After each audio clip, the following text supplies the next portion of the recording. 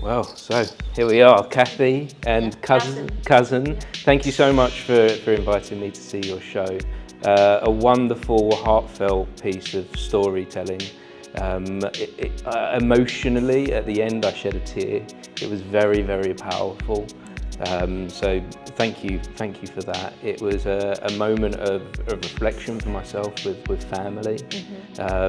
Tell me about, I know we've spoke before, Cathy, on the podcast. Tell me a little bit about what this story means to you, bringing it here to the Edinburgh Fringe.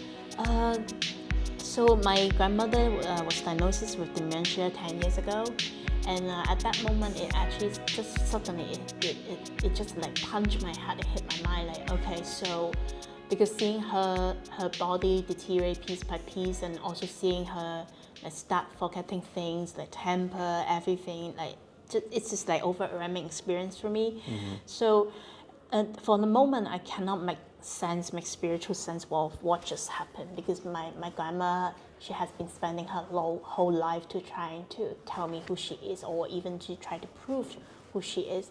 And then for me, like this illness is like a joke to her, like suddenly, because you know how it eventually they will forget everything. So then I feel like maybe I should do something to try to help her to rebuild a memory for her. Like so I mentioned before, because I like as a kid I know her, I know how to remember her as a kid, but how to remember her as an adult, that's my question. And then being displaced by the Eaton fire in Los Angeles, I found this like parallel in between both, like because during the displacement I also thinking, okay, so like when we're facing natural or social or disaster or body deterioration, what remains for us as a human? So then all of a sudden it just cling in my head. I was like, okay, I'm going to write this play, because I really wanna try to use this play to not just to put it into a show, but I really want to use this play to become a collective memory that our whole family can hold together, because I'm the one that like super close to my grandma, my cousin, or even my uncle. They don't really get the chance like me to spend this much time with her. So then for them, yeah, she's a grandmother, but that's all. But then what else? So then I really want to fill this play to tell them, no, you know, like grandmother is just more than a grandmother. She used to be someone's daughter, someone's sister. She used to be a mother, and she has no choice. Like she became a grandmother at the age of 40. Like all these things is how the upbringing, like that her identity is like given by the upbringing. But I want to give my grandmother some other identity as well. So that's why I wrote this play. I want to write this to preserve who she is, and to give my family a whole new perspective of who she is. And also like when people talk about dementia, we always just focus on the illness. But I want to tell them, no, how about we trying to focus on something else, like focus on something else, not just the illness, but then let's focus on what we have right now at this moment. And through this play, I want to remind them, and I cannot say no to remind them, but then because when writing this play, I got healed. Yes, and that was what I was going to ask you, Cathy. You said that when you were going through this moment with your mother, where she had dementia, you spiritually felt disconnected, and you had questions, and a lot of us go through that, where it's not fair for any of us to go through something like this. So we feel a detachment from God, the universe, or whatever it is that we believe in. So do you feel that theatre in some way has helped you find some answers? Oh yes, I think so. I think, you know, like when we write a play or we direct a play, I'm sure you understand it. Sometimes I feel like we are like a crazy guy or a crazy human. We're trying to like keep talking to ourselves. What does this mean? Yeah, I think because theater is a world that you can reimagine, or you can actually give us stage gives us a chance to relive our life once again. So somehow, and I'm so sorry, Mr. Stage, but then or Mr. Stage, but then somehow I feel like for me it is like a medium or a way for me to trying to do a personal reflection, or because also theater is the language that I love the most, Yes. and also I understand the most, and then you know how the power of stage, I'm so sure everyone come to the theater because they want to be touched, or they want to be reminded, or they want to be given a whole new perspective. I saw that in your audience. I saw your audience coming to you, Cousin, afterwards, and they were queuing up because they wanted to speak to you because you connected with them. Do you feel that? I feel that sometimes I can feel that they're sending so much love from the audiences even, and I can, like from the very beginning of the story, they're already emotioned by the story, and I say, I can't, don't give me your tears. I need to stay calm and then complete the whole story. And then after finish the show, it's so amazing that many people come in to tell us that we need this. Our relatives are just passed away, maybe within these 2 years, and then we think that our job is to like share our more duty. love. Our duty is share more love, peace, and to the people, and then we healing together. I wonder if you know how that you're doing that further than what the story is. Within your performance, Cousin, there was moments there where there was silence, there was stillness, and it was that felt really thoughtful. And I wonder if you felt that connection in those moments with the audience. Yes, that silence moment is not that easy as an actress, but I think the silence moment is very valuable, because we feel that we breathe together, we're thinking, we feel together, and then and sometimes I can feel something is between this atmosphere, and I don't know what is it, but I say in these few days I talk with the audience after the show. I say, thank you so much. I feel that we connect in the show. I really say that. Yes.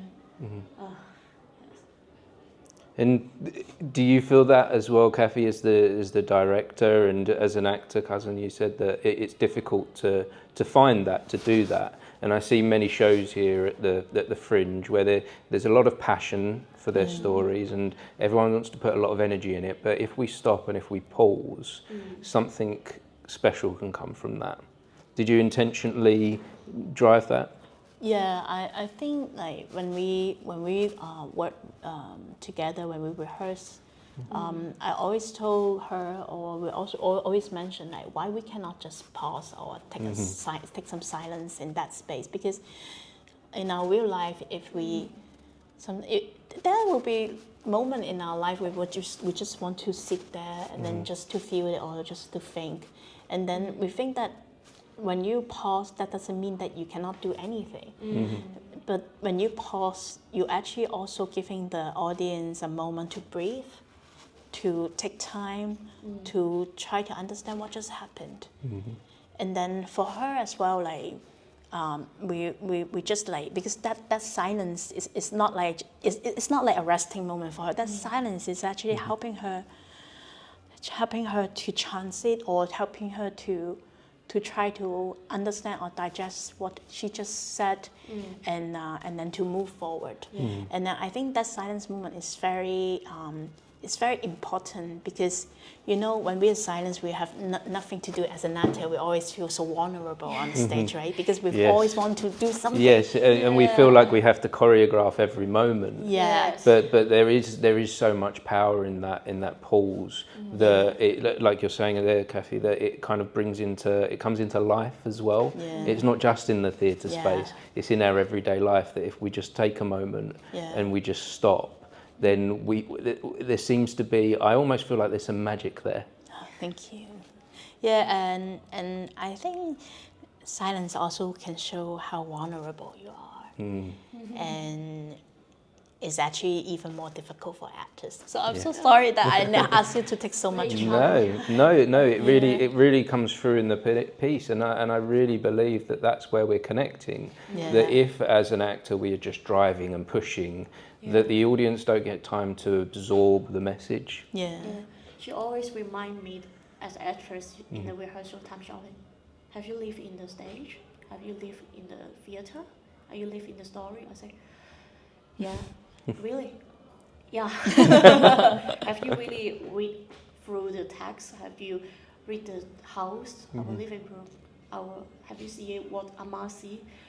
Yeah, and then those briefing section, and then the briefing, breathe in, breathe out, and then the pause. Pause is not nothing, something between us. And then, have you feel anything be here? I say, okay, can you just give me some time to feel? Yes, don't rush, and then take your time and taste it. And then, well, I think she remind me of, so be an actress, you need to be calm.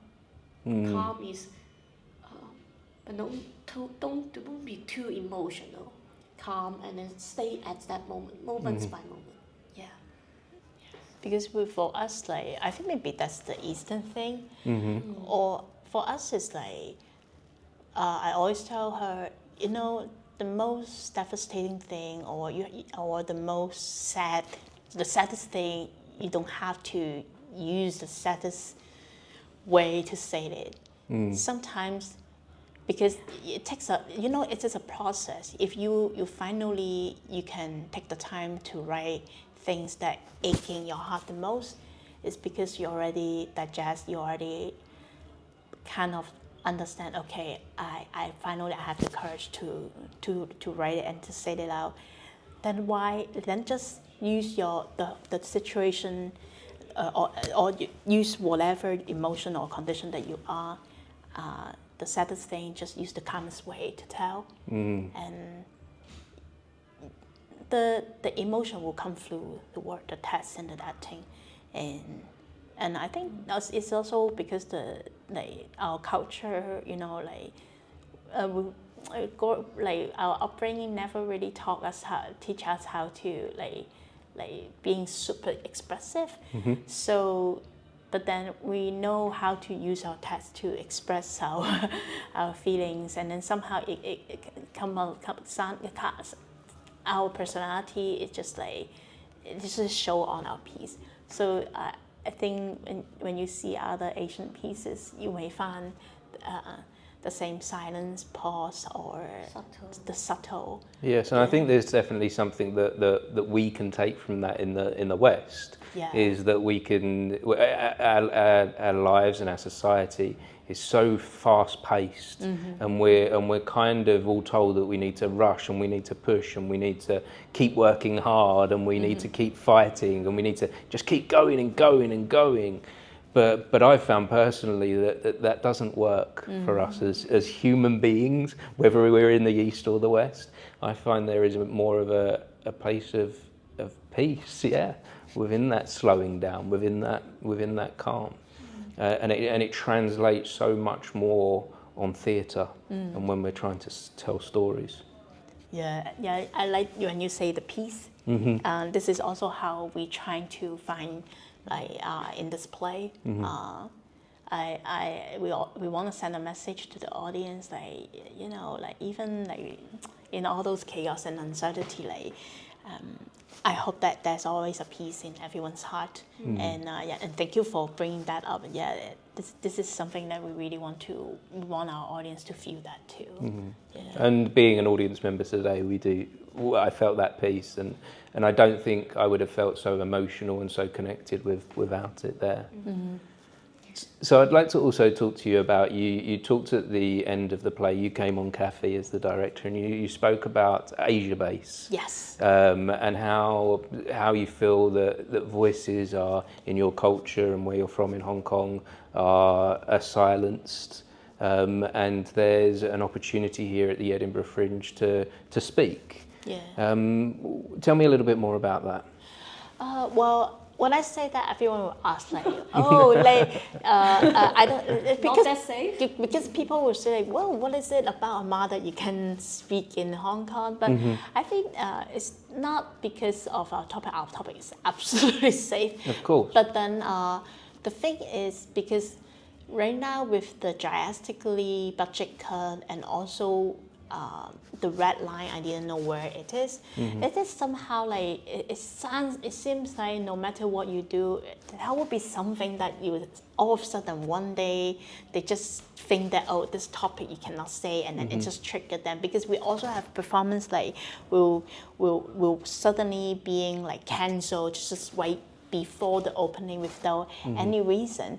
And then somehow, and also because like, you know, we used to be British colonized. Of course, so Edinburgh Fringe, it become a sensible choice for all of us, like all of our artists like in Hong Kong to come to use this platform to speak what we really want to say, and also being like not being censored, because you know we see all kinds of show here in Edinburgh, and so that's why you will see like this year, I think, like because I mentioned there's 160 shows from Asia, but just Hong Kong I think it's more than 13 shows, like compared to last few years, I think it's only like 4 to 5 shows, but this year I think more than 13, 14 shows coming.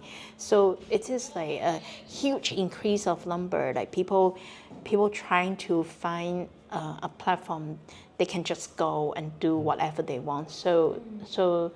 And the reason why I'm doing the Asia base, because I think this is something universal, you know, everywhere you need connection. You need to have some really good friendship in the government of the funding body, of course, to get big funding. And during Asia basis, because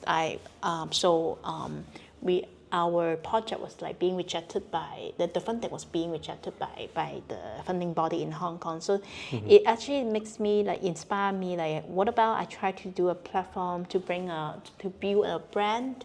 So then maybe I can try to look for some other way to be able to bring the voices from Asia to here. And I don't want to just like bringing shows from Hong Kong, because I know many fellow artists from Asia that actually suffer the same.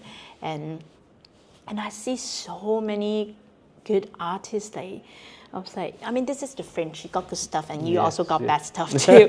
So I was like, no way. I saw so many Asian artists there. What is so great? So that's why I created this platform with my partner in Taiwan. We are Together Foundation. We want to build a platform that decentralized. We don't have a leader. We want to. It's like a hub, incubate, or a catalysis that will bring in different resources from Asia, different voices from Asia, so then they won't just see pieces that is approved by the funding body, but it's the really fine voices, the same universal issue, but Eastern perspective, to bring it here, to let the people know, you know, this is actually something really good out there in Asia.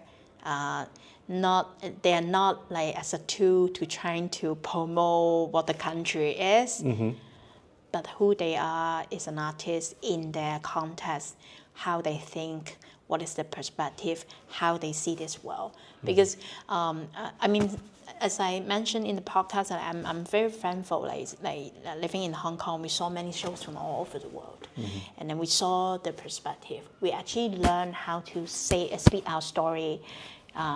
From the shows from the world.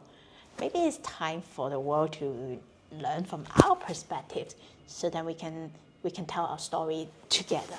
Wonderful. Yeah. And how does that feel for you as a performer, cousin, for that opportunity to be able to show and speak and be heard from your perspective? I think so honored and thankful that as a young artist I can have opportunities to come to a biggest art festival in the world, and then meet all the audience from the world, all around the world, and then very intimate, close to them, and then I think that opportunity is not easy. Like we have so competitive atmosphere in Hong Kong now between all the young artists, young performer, but I can have this opportunity, and then I can speak what I really want to say, and that's why I feel so thankful. And then I will bring all this experience and what I learned here, and then back to Hong Kong, and then to more share with the people and then friends in Hong Kong too. Wonderful. Well, this sounds like such an important thing that you're doing. Where can we find out more about Asia Base and the movement that you're trying to make with setting up your own festivals? First of all, came to see our shows, so then you can get all the information in the house program. And second, they can follow my Instagram, Cathy Lam Arts Collective. Then all the information is there, and then we will finally have enough budget to really make a website, so then people can like keep following what Asia Base is doing, and because eventually we don't want to just bring shows from Asia. To here, where we are actually right now we are actually traveling to different fringe festival to trying to find the unique voices from festival, so and bring them to Asia. Wonderful. Yeah, so hopefully later on, people when they search Asia Base on Google, they can just like find us on the top of the list. Yeah. Wonderful. I want to add on some point. Of course. The last yes. question that is, she teach me a lot, and as a mentor, as a friend. But I think that this experience of 2 years fringe, and I think that when I grow up like her, as an experienced artist, I want to do that like her and bring the young artists and come or have more and more better Asian arts to see the world. Yeah. Wonderful. Wonderful. That's such an important thing that you're both doing. So as we wrap this conversation up, a hypothetical question for you both. So first of all for you, Cathy, so imagine we're in a time machine right now, and you could go back to that moment where you were struggling with your spirituality and your questions. If you could go back there and speak to yourself and say, what message would you have for yourself now that you have started to find a few answers? Instantly, I want to go back to when I was 5 or 6 years old, when my grandmother brought me to a store, like just a convenience store, like downstairs of our apartment. That was a store, like it was like it's like a corner shop here, right? Now, but then they have all kinds of things. And my grandma would take me and then get a yogurt drink and then get the bread. And at that moment, I was like super boring, thinking that this am I going to start there? I don't know why. Like when I was like 5 or 6 years old, because I read a lot of books back then. But then I feel like what is going on here? Like seeing them, and then I feel just so boring in my life. I want to go back and tell that little girl, like you maybe feel boring here, but then please keep observing what you are having right now, like spending time with your grandma, and then keep your curiosity about this world, because your world is going to be really big in the future. And then if you stay in that curiosity, that will bring you far. And then so then you won't feel that much anger or depression or all kinds of negativity like later on in your like high school life, and but then just enjoy your life, and then you will know why when you grow older, and then you will make better choice. That's wonderful. And for you, cousin, as we're still in this time machine, if we was to go to the future, where we're going to go to the future now, and you're now helping others like Cathy is doing, you're now the mentor, what would you remind yourself of? Oh my God, this question. 即係如果你大個咗，你有咩想提返而家呢個自己？係啊。Wow, difficult question. Trust yourself, brave, confident. Yeah. And then I don't know how to say. Can you help me to translate? Okay. Yeah. 繼續去咯。而家都足夠好㗎啦，繼續即係見多啲，認識多啲，然後相信做緊嘅嘢係正確嘅。So her future self, if she want the future, if she's the future self, will tell her just keep moving forward, because what you are doing right now is correct. So just keep moving, keep walking, and keep breathing, and keep walking alongside with other people. Yeah. Wonderful. Yeah. That's wonderful. Thank you so much, both of you, for sharing. Thank you. And if anyone has been watching or listening to this conversation, we appreciate you for joining us. Thank you. Thank you. Thanks again, guys. Thank you. Thank you.